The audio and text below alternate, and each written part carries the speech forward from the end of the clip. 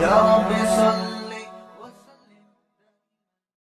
بسم اللہ الرحمن الرحیم۔ سورہ احزاب کا رکوع نمبر 2 اور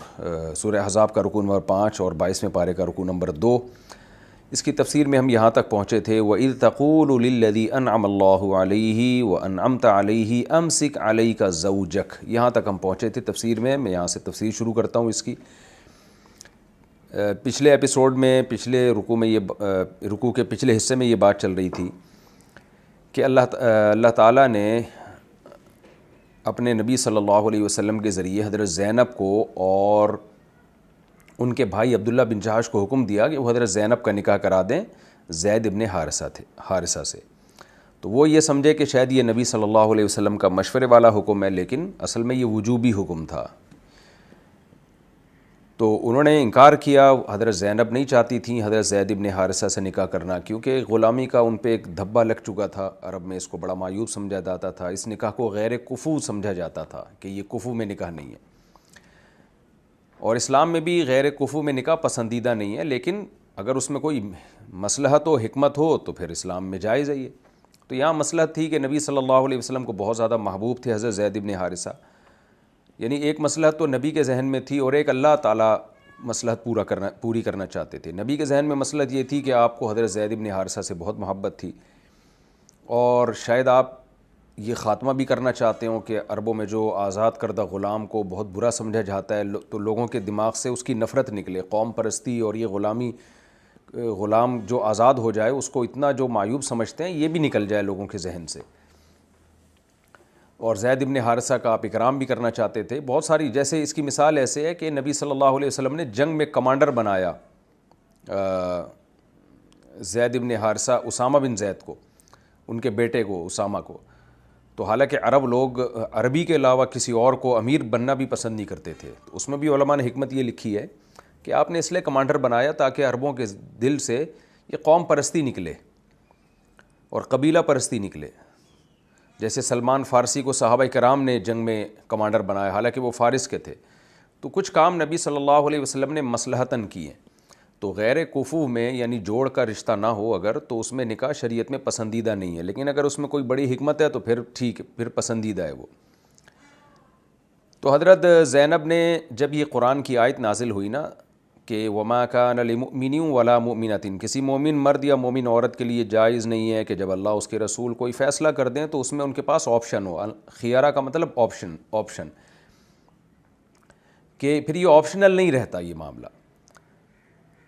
اور اللہ نے فرمایا وَمَن يَعْصِ اللَّهَ وَرَسُولَهُ فَقَدْ ضَلَّ ضَلَالًا مُبِينًا، جو اللہ اس کے رسول کی نافرمانی کرے گا بڑی گمراہی میں پڑ گیا وہ۔ تو جب یہ آیت نازل ہوئی تو حضرت زینب نے فوراً تسلیم کر لیا اس نکاح کو، اور آپ کے بھائی حضرت عبداللہ بن جہش نے بھی اس پیشکش کو قبول کر لیا۔ لیکن جب نکاح ہوا ہے تو بنی نہیں آپس میں، کیونکہ ظاہر ہے ایک وہ حضرت زینب تھیں، قریشی تھیں، اور ایک فطری طور پر انسان میں ایک احساس ہوتا ہے ایک قوم کا اور ایک اپنے نسب کا، تو مزاج آپس میں نہیں ملتے تھے، اختلافات شروع ہونے لگے۔ تو حضرت زید ابن حارثہ نے ارادہ کیا کہ حضرت زینب کو طلاق دے دیں۔ نبی صلی اللہ علیہ وسلم پر یہ بات بہت گراں گزری، کیونکہ یہ نبی نے حکم دیا تھا حضرت زینب کو کہ وہ زید ابن حارثہ سے نکاح کریں۔ اب طلاق ہو جاتی تو ظاہر ہے اس پہ نبی کے بارے میں بات کی جاتی کہ یا رسول اللہ، ہم نے تو آپ کے حکم پر عمل کیا ہے، دیکھیں ہم تو پہلے ہی اس رشتے سے انکار کر رہے تھے۔ بالکل ایسی سچویشن تھی جیسے کہ ہوتی ہے آپ کے گھر میں کوئی شادی نہ کرنا چاہ رہا ہو اور آپ اسے کہیں کہ لازمی کرو، اور وہ آپ کے کہنے پہ کر لے اور نہ بنے، تو ساری پھر جو ہے نا وہ ملامت اس کو کی جاتی ہے جس نے یہ مشورہ دیا تھا یا یہ حکم دیا تھا۔ تو ہمارے نبی صلی اللہ علیہ وسلم کی طبیعت پہ بہت بوجھ تھا کہ زید ابن حارثہ ان کو طلاق کیوں دینا چاہتے ہیں۔ تو نبی ان کو بار بار کہتے تھے کہ امسک علیک زوجک، آپ اپنی زوجہ کو طلاق نہ دیں۔ لیکن ایک بات آپ کے دل میں تھی جو آپ نے زبان سے ظاہر نہیں کی،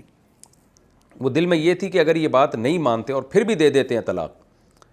اچھا، یہ مشورہ تھا نبی صلی اللہ علیہ وسلم کا، امسک علیک زوجک، کہ آپ اپنی زوجہ کو اپنے نکاح میں رکھیں، یہ مشورہ تھا۔ کیونکہ طلاق کا میں نے پچھلے ایپیسوڈ میں ڈیٹیل سے بتایا کہ اللہ نے مرد کو رائٹ دیا ہے طلاق نہ دینے کا بھی اور طلاق دینے کا بھی۔ جیسے جج جو ہے وہ کسی کی بیوی کو طلاق نہیں دے سکتا، وہ اپنی بیوی کو دے سکتا ہے، دوسروں کی بیویوں پہ اس کا کنٹرول نہیں ہے، سوائے چند صورتوں کے جو نکاح فسخ کی شرائط ہیں، لیکن نارملی ایسا یہ نہیں ہو سکتا۔ تو اسی طرح کسی کو کسی سے طلاق دلوائی بھی نہیں جا سکتی، یعنی اس بارے میں بھی مرد پر کسی کی اطاعت لازم نہیں ہے۔ اگر کوئی آپ کو کہتے ہیں کہ آپ طلاق دیں تو بھئی آپ کا پرسنل مسئلہ ہے، آپ نہ دیں طلاق۔ ہاں، ماں باپ اگر کو آپ کی بیوی اگر بہت زیادہ ستا رہی ہے اور تنگ آئے ہوئے ہیں اس سے، تو پھر حدیث میں ملتا ہے کہ اگر والدین اولاد کو حکم دیں کہ بیوی کو چھوڑ دو تو پھر ماں باپ کی بات ماننی چاہیے۔ لیکن میں نے بتایا کہ یہ جو حدیث ہے صحیح حدیث ہے، لیکن خود سے اس پر عمل نہ کریں جب تک علماء سے پوچھ نہ لیں اپنے گھر کے حالات بتا کے، کیونکہ بعض دفعہ لوگ معصوم بیوی کا گھر بھی اجاڑ دیتے ہیں ساس کے کہنے پر اس کی، اور اپنے باپ کے کہنے پر۔ مشہور واقعہ نا، حضرت عمر کے پاس امام احمد بن حنبل کے پاس ایک شخص آیا کہ میرا باپ کہتا ہے کہ میں اپنی بیوی کو طلاق دے دوں۔ امام احمد نے منع کیا اس کو، تو اس نے کہا کہ حضرت عمر کے بیٹے کو بھی تو نبی نے حکم دیا تھا کہ اپنی بیوی کو چھوڑ دو، کیونکہ حضرت عمر اپنی بہو کو پسند نہیں کرتے تھے۔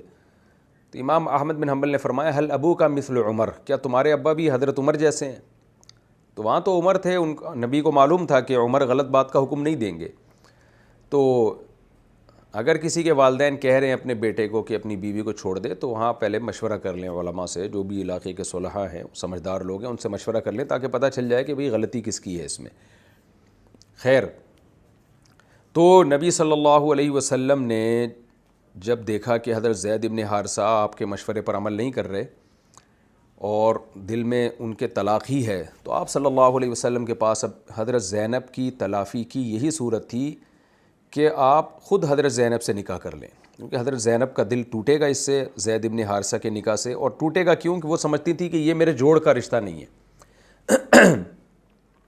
یہ جو ہے نا شادی ہوئی ہے میرے جوڑ کی نہیں ہے، میرے ہم پلہ نہیں ہے۔ تو ظاہر ہے نبی صلی اللہ علیہ وسلم سے زیادہ افضل تو کوئی تھا نہیں اس وقت، اور عرب میں زیادہ شادیوں کا ویسے ہی بہت رواج تھا، ان کو اس سے غرض نہیں تھی کہ آپ پہلی کر رہے ہیں، دوسری کر رہے ہیں، تیسری کر رہے ہیں۔ عرب میں یہ دیکھا جاتا تھا کہ آپ جو شادی کر رہے ہیں وہ آپ کے جوڑ کا ہے یا نہیں ہے، کیونکہ اگر کوئی عورت کسی کی اکلوتی بیوی بھی بنتی تھی نا، تو بھی اس عورت کو یہ معلوم ہوتا تھا کہ میرا شوہر کسی بھی وقت دوسری یا تیسری شادی کر سکتا ہے۔ تو یہ چیز حضرت زینب کے لیے اتنی امپورٹنٹ نہیں تھی کہ نبی کے نکاح میں کتنی بیویاں موجود ہیں، ان کے لیے یہ چیز زیادہ اہمیت رکھتی تھی کہ میرا نکاح کس سے ہو رہا ہے، کیونکہ سید الانبیاء سے زیادہ افضل تو کوئی تھا نہیں، ان میں حضرت زینب کو بہت اس میں عزت بھی تھی ان کی۔ تو آپ صلی اللہ علیہ وسلم نے دل میں ارادہ کیا کہ اگر حضرت زید بن حارثہ میرے مشورے پر عمل نہیں کرتے اور اپنی زوجہ کو طلاق دے ہی دیتے ہیں،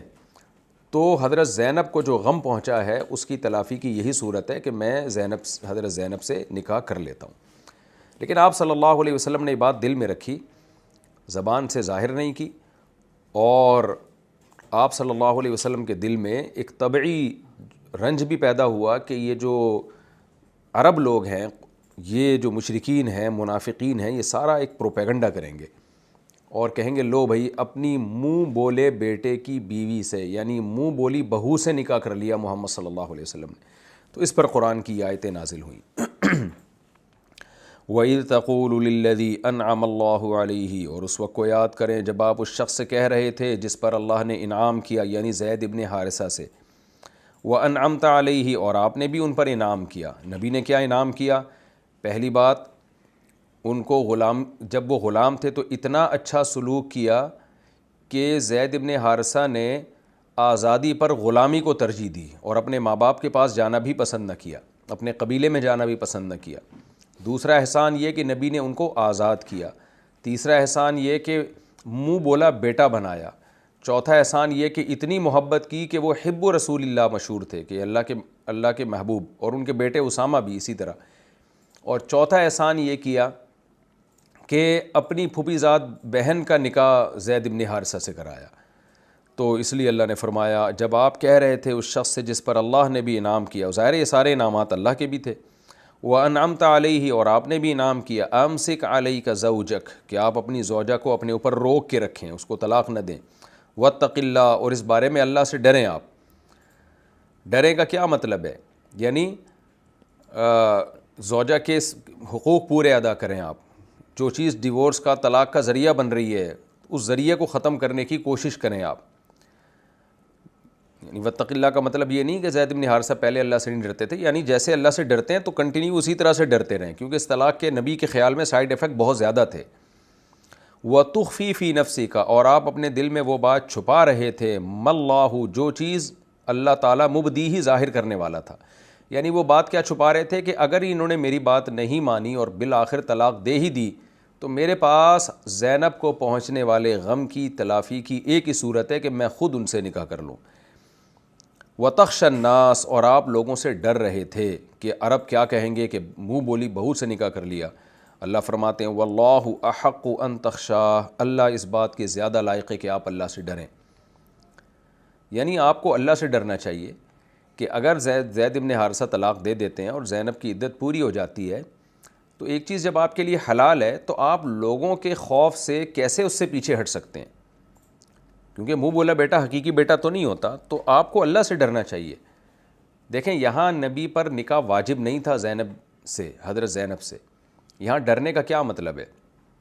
کہ جب ایک چیز حلال ہے اور اللہ نے حلال کی ہے تو پھر لوگوں کے خوف سے اس حلال سے اجتناب کرنا بھی غلط ہے۔ آپ کو خود ہی طبی حاجت نہ ہو، آپ کا خود ہی دل نہ چاہ رہا ہو، ایک الگ بات ہے، لیکن آپ کا دل چاہ رہا ہے اور آپ کہہ رہے ہیں کہ لوگ مجھے ملامت کریں گے، تو یہ اس موقع پہ آیت نازل ہوئی ہے کہ پھر یہ اس کا مطلب ہے کہ آپ اللہ سے زیادہ ویلیو لوگوں کو دے رہے ہیں، تو ظاہر ہے پیغمبر یہ کام نہیں کر سکتے۔ یہاں میں ایک اہم بات بتانا چاہوں کہ یہ جو میں دوسری تیسری چوتھی شادی پہ بات کرتا رہتا ہوں، یہ آیت بالکل اس پہ بھی فٹ آتی ہے۔ میں لوگوں سے کہتا ہوں کہ اگر آپ کا دوسری شادی کا موڈ ہی نہیں ہے، یا آپ خرچہ افورڈ نہیں کر سکتے، یا آپ ڈرتے ہیں کہ پہلی زوجہ اتنے جھگڑے کرے گی کہ آپ کی زندگی کا مزہ خراب ہو جائے گا، جس کی بیس پہ آپ ڈر جاتے ہیں، یعنی ڈرتے اس پہ ہے کہ آپ سنبھال نہیں پائیں گے،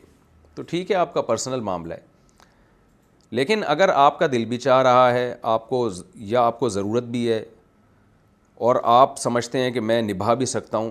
لیکن صرف لوگوں کے تانے کے خوف سے کہ لوگ کیا کہیں گے، لوگ کہیں گے کہ بندہ عیاش ہے، لوگ کہیں گے یہ جیسے آج کل برا لفظ استعمال کیا جاتا ہے، بھئی یہ شہوت پرست ہے، یہ جو ہے لوگ تانے دیتے ہیں نا، اس کو تو اس کے علاوہ کوئی کام ہی نہیں ہے، تو یہ بہت خطرناک بات ہے، اس لیے کہ جس چیز کو اللہ نے حلال کیا آپ لوگوں کے کہنے سے اس کو برا کیوں سمجھ رہے ہیں، اور آپ ان تانوں سے کیوں متاثر ہو رہے ہیں لوگوں کے۔ آج ہمارے ہاں بہت سے دیندار لوگ جن میں ہمت بھی ہے، جن کے پاس دولت بھی ہے، وہ بڑے آرام سے کر سکتے ہیں، 4 بیویاں رکھ سکتے ہیں، ان کو یہ ڈر ہوتا ہے کہ لوگ بولیں گے کہ عیاش ہے، یہ شہوت پرست ہے۔ تو اس کا مطلب کیا ہوا کہ اللہ تعالیٰ نے آپ کو اجازت دی ہے، گویا اللہ کو نہیں پتا تھا کہ یہ کام شہوت پرستی ہے یا یہ کام معاذ اللہ برا ہے، آپ اللہ سے بھی آگے نکلنے کی کوشش کر رہے ہیں، آپ نہیں کر سکتے، آپ میں ہمت نہیں ہے، ایک الگ بات ہے، لیکن اس بیس پہ کہ لوگ آپ کو برا کہیں گے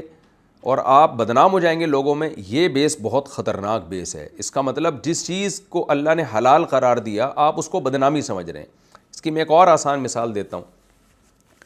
کہ آپ کے والد نے آپ کے لیے کوئی گفٹ لے کر آئے، آپ کے والد نے آپ کو کوئی اچھا سا کھانا لا کے آپ کے سامنے رکھا، بڑی خوشی کہ بھئی میں چاہتا ہوں کہ بیٹا آج میں تمہارے لیے یہ کھانا لے کر آیا ہوں یا یہ پھل لے کر آیا ہوں، اور میں نے تمہارے لیے اس کو حلال کر دیا ہے، تم یہ کھاؤ، یعنی تمہیں پرمیشن دے دی ہے کہ تم کھاؤ۔ اب آپ کا پیٹ خراب ہے، آپ کا پیٹ پہلے ہی بھرا ہوا ہے، یا آپ کو شوگر ہے، آپ لڈو کھا نہیں سکتے، آپ کو کوئی ہاضمہ خراب ہوا ہے، کوئی بھی مسئلہ آپ کے ساتھ ہے، تو آپ اجتناب کر لیں، ابا سے ایکسکیوز کر لیں، ابا کو غصہ نہیں آئے گا۔ لیکن آپ وہ کھانا نہیں کھا رہے اور والد صاحب کہہ رہے ہیں بیٹا تمہارے لیے میں نے اس کو رکھا ہے کہ تم کھاؤ، اور آپ کہہ رہے ہیں کہ نہیں، وہ جو آپ میرے جو ماموں ہیں نا ان کو تکلیف ہوگی اس سے، وہ اچھا نہیں سمجھتے کہ وہ کہیں گے کہ یہ شہوت پرست ہے، صبح ناشتہ بھی کیا تھا، اب دوپہر کھانا بھی پیٹ بھر کے کھا رہا ہے، اور دوپہر کھایا تھا تو اب شام کو بھی کھا رہا ہے، شام کو کھایا تھا تو اب رات کو بھی کھا رہا ہے، تو وہ کہیں گے کہ یہ بندہ شہوت پرست ہے، یہ جو ہے بھوکا ہے۔ اس موقع پہ باپ کو غصہ آئے گا کہ میں ایک چیز تمہارے لیے لے کر آیا ہوں اور میں کہہ رہا ہوں کہ تم اس کو کھا سکتے ہو، تمہیں میری کہی ہوئی بات پہ مجھے نہیں پتا کہ میں تمہیں کوئی تانا نہیں دے رہا، یعنی مجھ سے زیادہ ویلیو تم دوسروں کو دے رہے ہو۔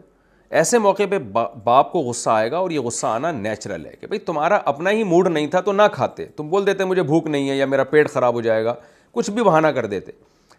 لیکن میری طرف سے ایک چیز کی تمہیں پرمیشن ہے اور مجھے ویلیو دینے کے بجائے بڑے بھائی کے خوف سے تم یہ نہیں کھا رہے کہ بڑا بھائی کیا کہے گا، اس کا مطلب میری حیثیت بڑے بھائی سے بھی کم ہے تمہاری نظر میں. تو سیم یہی سچویشن ہے یہاں جو میں بیان کرتا رہتا ہوں، اور اس آیت کا بھی سیم 100% یہی مطلب ہے کہ واللہ احق ان تخشاہ، اے نبی اللہ اس بات کے زیادہ لائق ہے کہ آپ اللہ سے ڈریں. تو ڈرنے کا کیا مطلب ہے؟ کیا نبی پر واجب تھا کہ حضرت زینب سے نکاح کریں؟ ظاہر واجب نہیں تھا، نکاح واجب تھوڑی ہے، جہاں چاہیں آپ نکاح کریں. قرآن خود کہتا ہے فَانْكِحُوا مَا طَابَ لَكُم مِّنَ النِّسَاءِ، جس سے تم چاہو نکاح کرو. تو لازم نہیں تھا. پھر اللہ کیوں کہہ رہے ہیں کہ آپ کو نکاح کرنا پڑے گا؟ اگر آپ نے نہیں کیا تو یہ گویا اللہ کی نافرمانی ہو جائے گی. وجہ اس کی یہ تھی کہ نبی صلی اللہ علیہ وسلم کے دل میں رغبت تھی حضرت زینب سے نکاح کی، کیونکہ آپ چاہتے تھے کہ حضرت زینب کو جو زخم پہنچا ہے اس کی تلافی، اس کی یہی تلافی کی ایک صورت ہے، لہذا میں نکاح کروں گا تو حضرت زینب کا دل ہلکا ہوگا. آپ چاہتے تھے، آپ کو رغبت بھی تھی، لیکن آپ کے دل میں جو خیال آ رہا تھا وہ خیال کا آ رہا تھا کہ عرب کیا کہیں گے، عرب کہیں گے اپنی بہو سے نکاح کر لیا، واہ بھائی واہ. تو اس خوف سے آپ صلی اللہ علیہ وسلم اس میں پیچھے ہٹ رہے تھے، یعنی پیچھے ہٹنے کا وسوسہ پیدا ہو رہا تھا. تو اس پہ اللہ نے فرمایا کہ یعنی قرآن کی آیت کا خلاصہ یہ نکلا کہ اگر آپ کو خود ہی حاجت نہ ہوتی زینب سے نکاح میں تو کوئی بات نہیں، لیکن آپ کا دل آپ کو حاجت ہے، آپ کی طبیعت مائل ہو رہی ہے، آپ کا دل چاہ رہا ہے، لیکن اس کے باوجود آپ لوگوں کے طعنوں کے خوف سے اگر آپ یہ کام نہیں کریں گے تو یہ اس کی علامت ہے کہ آپ لوگوں کو اللہ پہ معاذ اللہ ترجیح دے رہے ہیں، جو ظاہر نبی نہیں دے سکتے. اس لیے اللہ نے فرمایا واللہ احق ان تخشا، لوگوں سے مت ڈریں، اللہ اس بات کے زیادہ لائق ہے کہ آپ اللہ سے ڈریں. اس سے صاف پتہ چلتا ہے کہ جہاں دینی مسئلہ ہوگا نا وہاں تمام مصلحتوں کو مسالے کی طرح پیس کر ختم کر دینا چاہیے اور اللہ کے حکم کو سامنے رکھنا چاہیے. یہاں پر ایک علمی مسئلہ میں بیان کر دوں. ہمیں حدیث میں ملتا ہے کہ نبی صلی اللہ علیہ وسلم نے بہت ساری جگہوں پر مصلحت کا بھی خیال کیا ہے، حکمت کا بھی خیال کیا ہے، کہ اس خوف سے کہ لوگ کیا کہیں گے. آپ صلی اللہ علیہ وسلم نے لوگوں کے خوف سے، خوف تو نہیں استعمال کرنا چاہیے لفظ، یعنی مصلحت سے کہ اسلام بدنام نہ ہو جائے اور لوگوں کی نظر میں مسلمانوں کا امیج برا نہ جائے. آپ نے اور بھی کچھ ایسے کام تھے جن کو جو کرنا چاہتے تھے مگر نہیں کیا. تو فرق کیا ہے اس آیت میں اور ان مواقع میں؟ مثال کے طور پر میں 2 مثالیں آپ کے سامنے دیتا ہوں. نبی صلی اللہ علیہ وسلم نے ارادہ کیا تھا کہ بیت اللہ کی جو 4 دیواری ہے اس کو حتیم تک لے کر آئیں، کیونکہ ابراہیم علیہ السلام نے جو بیت اللہ کی 4 دیواری بنائی تھی وہ حتیم بھی اس میں شامل تھا. لیکن چونکہ ہوا یہ تھا کہ جب عربوں نے دوبارہ بیت اللہ کی تعمیر کی ہے نا تو حلال پیسے کم پڑ گئے تھے، حرام آمدن باقی بچی تھی، تو وہ نہیں چاہتے تھے کہ حرام پیسوں سے بیت اللہ کی تعمیر کریں. مشرکین مکہ تھے لیکن بہرحال بیت اللہ کا احترام تھا ان کے دلوں میں. تو انہوں نے آج جہاں بیت اللہ ہے نا اتنے حصے کو کور کر دیا اور اتنے حصے پہ 4 دیواری کھڑی کر دی. پیسے ختم ہونے کی وجہ سے باقی حصے کو وہ کور نہ کر سکے، وہاں نشان لگا دیا. تو جب اسلام دنیا میں آیا آپ صلی اللہ علیہ وسلم نے فرمایا کہ میں نے جب مکہ فتح ہو گیا نا تو آپ نے ارادہ کیا کہ بیت اللہ کو اپنی پرانی عمارت پہ لے آئیں، یعنی اس کو حتیم تک اس کی 4 دیواری کو بڑھا دیں. لیکن آپ صلی اللہ علیہ وسلم نے سوچا کہ جو نئے لوگ مسلمان ہوئے ہیں وہ کیا کہیں گے، ان کو تو یہ پوری ڈیٹیل معلوم نہیں ہے. وہ کہیں گے کہ بھئی یہ تو ابراہیم علیہ السلام نے جو بیت اللہ بنایا تھا نا یہ محمد صلی اللہ علیہ وسلم نے اس کا نقشہ ہی چینج کر دیا ہے. تو جو نئے لوگ مسلمان ہوئے ہیں ابھی اس اسلام ان کے دل میں راسخ نہیں ہے، ایسا نہ ہو کہ وہ واپس پلٹ جائیں اور وہ اعتراضات شروع کر دیں، فساد پیدا ہو جائے گا.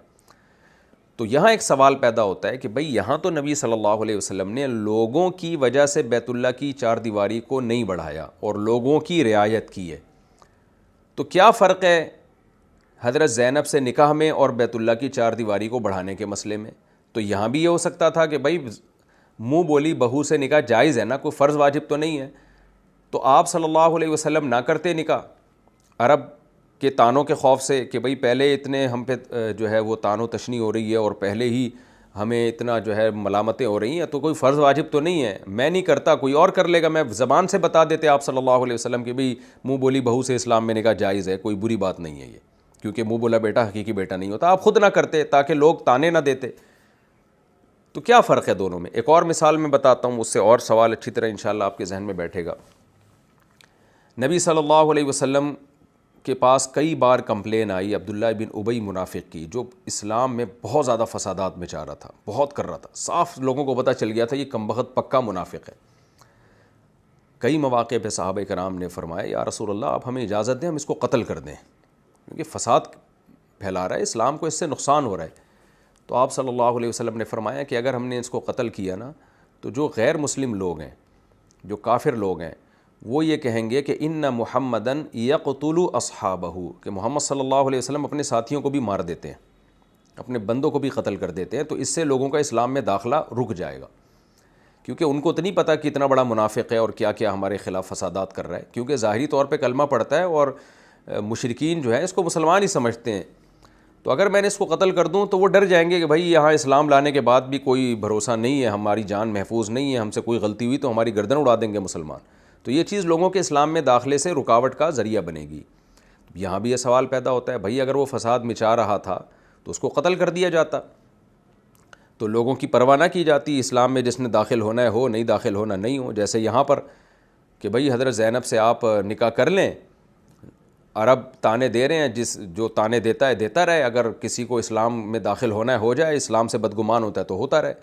تو یہ 3 مثالیں ہمارے سامنے آ گئی ہیں جو میں نے آپ کے سامنے پیش کی ہیں۔ تو اب میں بتاؤں گا کہ کہاں شریعت نے ہمیں حکم دیا ہے کہ مصلحت سے کام لیا جا سکتا ہے اور شرعی مسئلے کو ڈیلے کیا جا سکتا ہے، اور کہاں مصلحت سے کام لینا جائز نہیں ہے بلکہ شریعت ہی کے حکم پر عمل کیا جائے گا۔ تو خوب سمجھ لیں، علماء نے یہ بیان کیا ہے کہ جہاں شریعت کا کوئی حکم فوت ہو رہا ہو،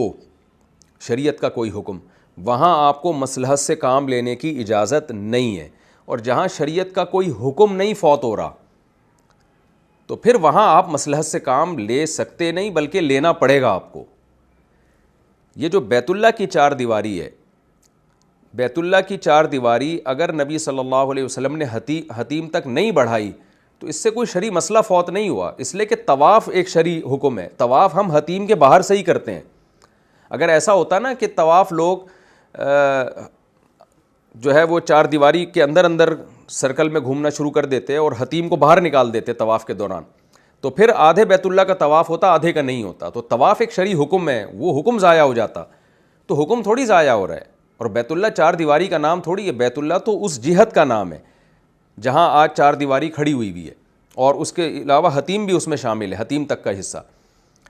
تو طواف اور نماز میں تو ہم اسی طرف رخ کر رہے ہیں، نماز بھی ہو رہی ہے ہماری جو شرعی حکم ہے، طواف بھی ہمارا ہو رہا ہے، صرف عمارت کا مسئلہ ہے کہ عمارت وہاں کے بجائے یہاں تک ہے، لیکن طواف تو پورا گھوم کے ہی ہوتا ہے، وہاں تک ہی ہوتا ہے جو ابراہیم علیہ السلام نے جہاں تک بیت اللہ بنایا تھا۔ تو طواف بھی ہو رہا ہے ہمارا، نماز بھی ہماری بیت اللہ کی طرف رخ کر کے ہو رہی ہے، تو شرعی حکم فوت نہیں ہو رہا، صرف تعمیر کا مسئلہ ہے کہ یہاں تک کے بجائے یہاں تک کر دی، لمبی ہونی چاہیے تھی اس کو مختصر کر دی، تو اتنا مسئلہ، اس سے زیادہ نہیں ہے، کوئی شرعی حکم فوت نہیں ہو رہا۔ اسی طرح عبداللہ بن ابی جو منافق تھا اس کو قتل کرنا نبی پہ واجب نہیں تھا، فسادی ہونے کی وجہ سے اس کو جو ہے یعنی سیاستاً فیصلہ کیا جا رہا تھا کہ اس کو قتل کیا جائے۔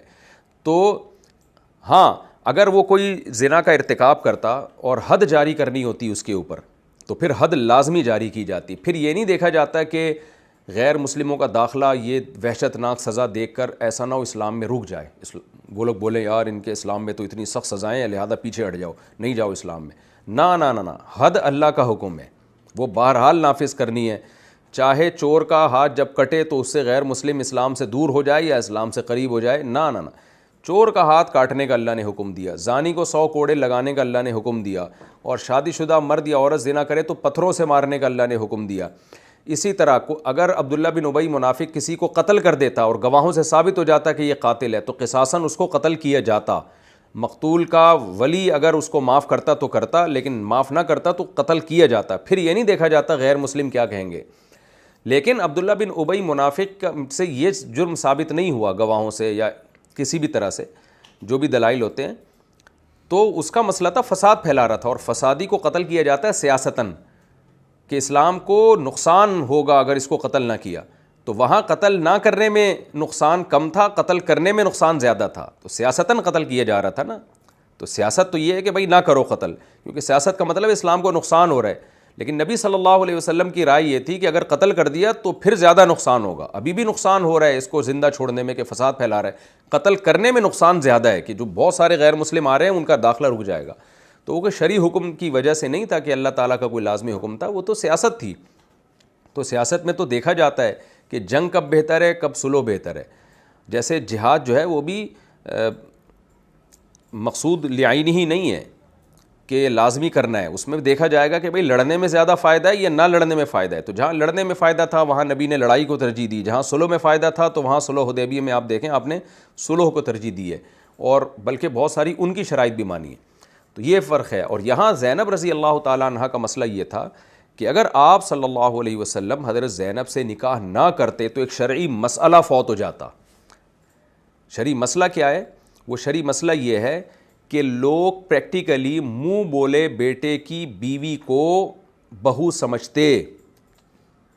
وہ پھر اس نکاح کو برا سمجھتے, اور مسلمانوں میں اس نکاح کو قیامت تک برا سمجھا جاتا. یہ نہیں کہ پریکٹیکلی نکاح ہوتا نہیں ہوتا, وہ تو ہر آدمی کا پرسنل معاملہ ہے, لیکن لوگ اس کو برا سمجھتے. آپ کہہ سکتے ہیں کہ کیوں برا سمجھتے؟ بھائی نبی زبان سے فرما دیتے کہ بھئی منہ بولے بیٹے کی بہو سے نکاح بالکل جائز ہے, کوئی حرج نہیں ہے اس میں. تو بات یہ ہے کہ نبی صلی اللہ علیہ وسلم کے ذمے تبلیغ فرض ہے علی وجہ البلاغہ, کہ بھرپور طریقے سے آپ نے تبلیغ کرنی ہے. اور بھرپور تبلیغ کہیں زبان سے کافی ہوتی ہے, اور جہاں زبان سے کافی نہ ہو وہاں عمل سے کر کے دکھانا ضروری ہوتا ہے تاکہ لوگوں کے دلوں سے اس کی نفرت نکلے. اس کی مثال ایسے جیسے آپ صلی اللہ علیہ وسلم اگر مدینہ میں اپنے گھر میں بیٹھ کے لوگوں کو حکم دیتے کہ جاؤ میدان جہاد میں لڑنا لازم ہے, بدر میں بھی لڑو جا کے, احد میں بھی لڑو اور خندق میں بھی لڑو, تو ترغیب تو ہو جاتی لوگوں کو. لیکن کیا آپ سمجھتے ہیں کہ پریکٹیکلی لوگوں میں کو حوصلہ ملتا ہے اس سے؟ یقیناً حوصلہ نہیں ملتا. لوگ کہتے بھائی یہ تو ہم کیسے لڑیں, لیکن جب انہوں نے دیکھا نبی نے پریکٹیکلی تبلیغ کی ہے, کیونکہ مشکل کام ہے نا جہاد کرنا, تو جو کام مشکل ہوتا ہے اس میں پریکٹیکلی تبلیغ کی جاتی ہے. آپ خود میدان جنگ میں نکلے, تبھی تو غزوہ احد میں اور غزوہ خندق میں اللہ نے کیا فرمایا؟ غزوہ خندق میں منافقین جو بھاگ رہے تھے, فرمایا لقد کان لکم فی رسول اللہ اسوۃ حسنہ, تمہارے لیے اللہ کے نبی کی زندگی میں بہترین نمونہ ہے. دیکھو خود میدان جنگ میں اس مشکل میں نبی کھڑے ہوئے ہیں, تو تم کیسے پیچھے بھاگ رہے ہو؟ تو اس سے پتہ چلتا ہے کہ جو عام احکام ہوتے ہیں ان میں زبانی تبلیغ کافی ہوتی ہے, لیکن مشکل احکام میں لیڈر کو خود اس پر عمل کرنا پڑتا ہے. تو عرب لوگ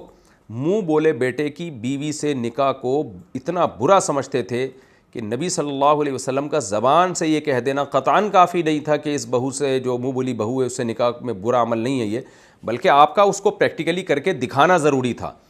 تو اب یہاں ایک شرعی مسئلہ فوت ہو رہا تھا اگر آپ نکاح نہ کرتے. تو جہاں شرعی مسئلہ فوت ہو رہا ہو, جہاں شرعی مسئلے کی ایسی کی تیسی ہو رہی ہو, وہاں ہمیں کافروں کی پرواہ نہیں کرنی ہے کہ کافر کیا کہیں گے کہ جی کہ یہ تو جو یہ ان کے مذہب میں تو یہ بھی جائز ہے, ان کے مذہب میں تو یہ بھی جائز ہے. اس کی ایک بہت بہترین مثال میں آپ کو دیتا ہوں. آج کل آپ نے دیکھا ہوگا ملحدین سے مناظرہ چل رہا ہے بعض ہمارے اسکالرز کا. ملحدوں نے یہ اعتراض کیا ہے, ایتھیس لوگوں نے, کہ اسلام میں جو ہے نابالغ بچی سے نکاح بھی جائز ہے,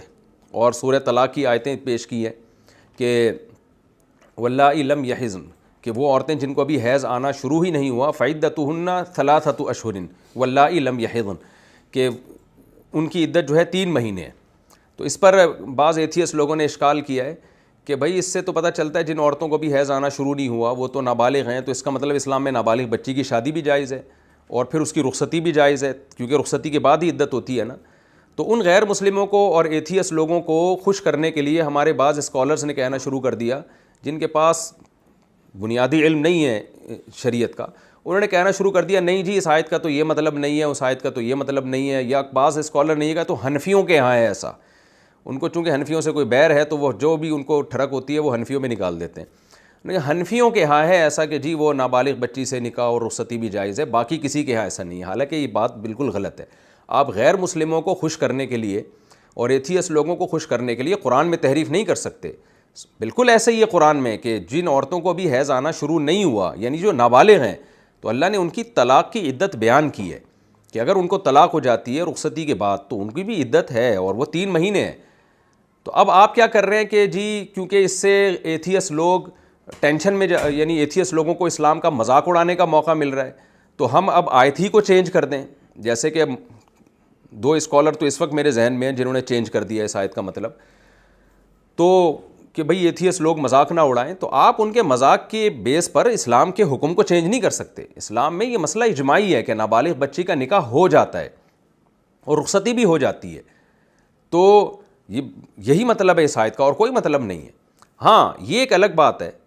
کہ اس آیت میں یہ نہیں لکھا کہ یہ چیز فرض ہے کہ نابالغ بچی کا آپ نکاح بھی کریں اور اس کی رخصتی بھی کریں، کیونکہ ہم جب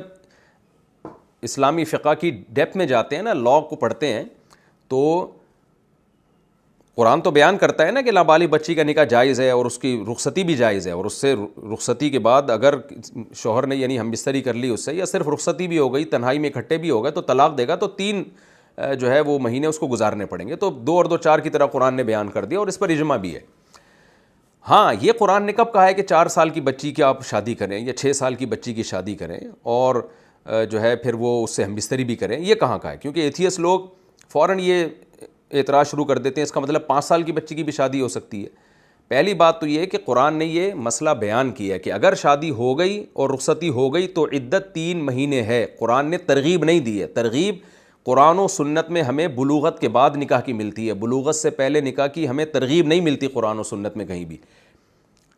تو جب ترغیب نہیں ملتی تو ظاہر ہے ایک ضرورت کے لیے قرآن نے یہ بیان کیا ہے کہ بعض دفعہ ضرورت پڑ سکتی ہے. ضرورت کیسے پڑ سکتی ہے؟ جیسے حضرت ابو بکر رضی اللہ تعالیٰ عنہ کو ضرورت پڑی تھی. وہ نہیں چاہتے تھے کہ امی عائشہ رضی اللہ تعالیٰ عنہ جو ہیں، جو ہماری ماں ہیں، ان کے لیے ایک بہترین رشتہ جو ہے وہ اس کا چانس مس ہو جائے. سید الانبیاء صلی اللہ علیہ وسلم سے وہ نکاح کرنا چاہتے تھے، تو حضرت ابو بکر نے 6 سال کی عمر میں نکاح کر دیا. تو بعض دفعہ باپ کو یہ خطرہ ہوتا ہے، جنگوں میں ایسا ہوتا ہے، سفر میں ایسا ہو سکتا ہے. پہلے زمانے کے سفر آج کے سفر پہ آپ ان کو قیاس نہیں کر سکتے. خطرہ ہوتا ہے کہ بھئی باپ بوڑھا ہے، اس کو پتہ ہے میں مر جاؤں گا، میری پیچھے بچی ہے، اس کا کیا بنے گا، تو اس کو نابالغ بچی کا نکاح کر دیتا ہے کہ چلو بھئی اس کو اپنے شوہر کے حوالے کرو. تو یہ ہوتا رہا ہے اسلامی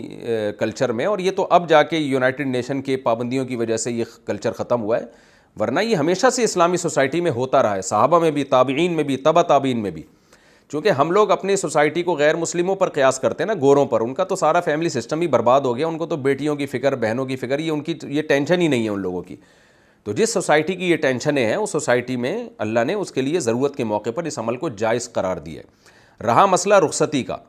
تو جو لڑکی نابالغ ہے نکاح اس کا ہو جائے گا. ہاں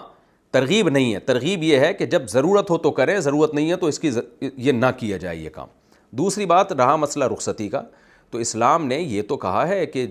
جب عورت کو حیض آنا شروع اگر نہیں ہوا، وہ بالغ نہیں ہے، تو اگر رخصتی ہو جائے اس کی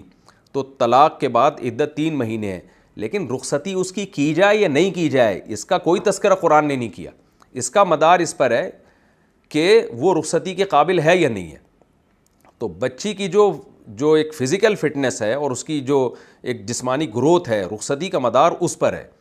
بعض لڑکیاں بالغ کے بلوغت کے بعد بھی ان کی رخصتی نہیں کرنی چاہیے.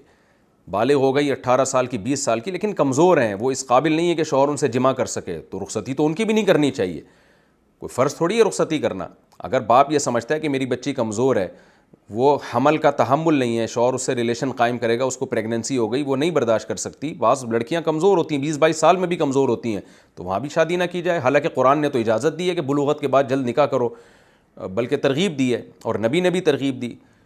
تو ظاہر ہے اسی عورت کا نکاح کیا جائے گا نا جو نکاح کے قابل ہے. تو اسی طرح جو لڑکی نابالغ ہے اور اس کو حیض آنا شروع نہیں ہوا، اگر وہ فزیکلی اتنی صحت مند ہے کہ وہ جماع کے قابل ہے تو اس میں کوئی حرج نہیں ہے. نہ میڈیکلی اس سے ہم بستری کا کوئی نقصان ہے اور نہ اس کی باڈی کو کوئی نقصان ہے.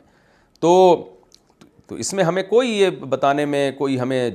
عیب محسوس نہیں ہوتا کہ اسلام نے ایک ایسی چیز کو جائز قرار دیا جس کا کوئی نقصان نہیں ہے.